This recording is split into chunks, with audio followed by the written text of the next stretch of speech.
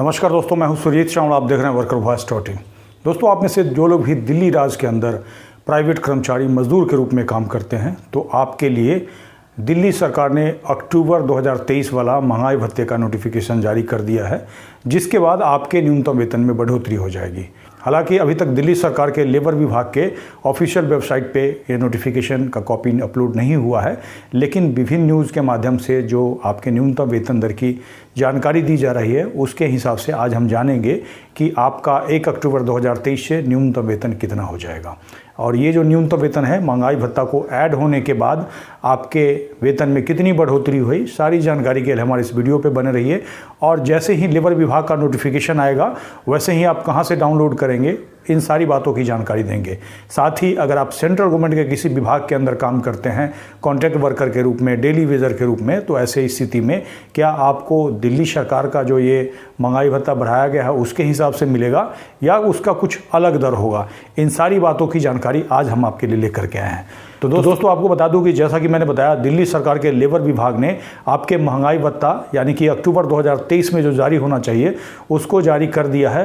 हालांकि ये जो नोटिफिकेशन है आपका सितंबर महीने के अंतिम सप्ताह के अंदर आ जाना चाहिए था, और हर बार की तरह इस बार भी आपको याद होगा, आज से तकरीबन 6 दिन पहले हमने फ़ोन किया था। फ़ोन लेबर विभाग के अधिकारी के द्वारा पिक नहीं किया गया था। उसके बाद हमेशा की तरह मैसेज हमने भेज दिया था, इन्फॉर्मेशन सरकार को दे दी थी कि नोटिफिकेशन अभी तक जारी नहीं हुआ है, और जैसा कि अनुमान जताया था 1 सप्ताह के अंदर अंदर नोटिफिकेशन की जानकारी आपके पास आ जाएगी, और वैसे ही नोटिफिकेशन की जानकारी हमारे पास आ गई।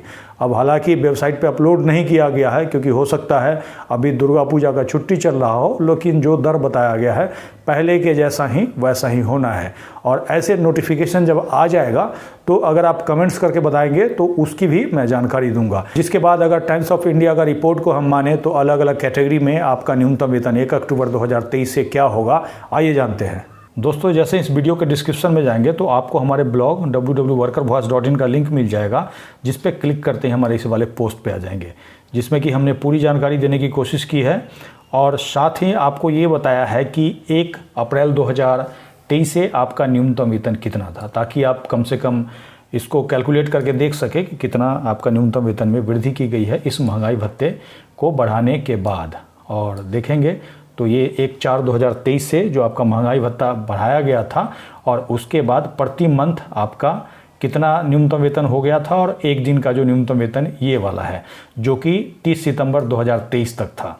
और अभी टाइम्स ऑफ इंडिया के रिपोर्ट के हिसाब से, चूँकि नोटिफिकेशन अभी जारी नहीं हुआ है, तो इस प्रकार आपका 1 अक्टूबर 2023 से मार्च 2024 तक इस प्रकार न्यूनतम वेतन होगा, जिसमें कि अनस्किल्ड में आप आते हैं तो आपका मासिक होगा 17,494 रुपया और एक दिन का 673 रुपया। सेमी स्किल में मासिक होगा 19,279 रुपया और एक दिन का 742 रुपया। स्किल के अंदर 21,215 रुपया मासिक और एक दिन का 816 रुपया। इसके बाद आप क्लर्कियल या सुपरवाइजरी हैं, नॉन मैट्रिकुलेट हैं, तो ऐसे में आपका 19,279 रुपया मासिक और एक दिन का 742 रुपया। इसी प्रकार इसी कैटेगरी में यानी कि क्लर्कियल और सुपरवाइजरी में मैट्रिकुलेट हैं बट ग्रेजुएट नहीं है, तो ऐसी स्थिति में आपका मासिक 21,215 रुपया और एक दिन का 816 रुपया।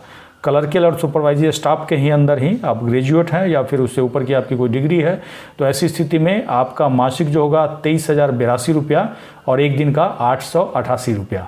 और दोस्तों, जैसा कि हमने बताया था कि इस नोटिफिकेशन का कॉपी जैसे ही पब्लिश होगा वैसे ही हमारे पोस्ट के लास्ट में यहाँ पे अपडेट कर दिया जाएगा, इसीलिए थोड़ी देर के बाद आकर के चेक करेंगे। और अगर आप कमेंट्स करके बताएंगे तो जैसे ही नोटिफिकेशन आएगा तो उसके लिए एक सेपरेट वीडियो बना करके हम आपको जानकारी देंगे। दोस्तों, जैसा कि मैंने बताया, ये जो दर है 1 अक्टूबर 2023 से आपको मिलना चाहिए, जो कि अगले महीने यानी कि नवंबर महीने की सैलरी में ऐड होकर आना चाहिए।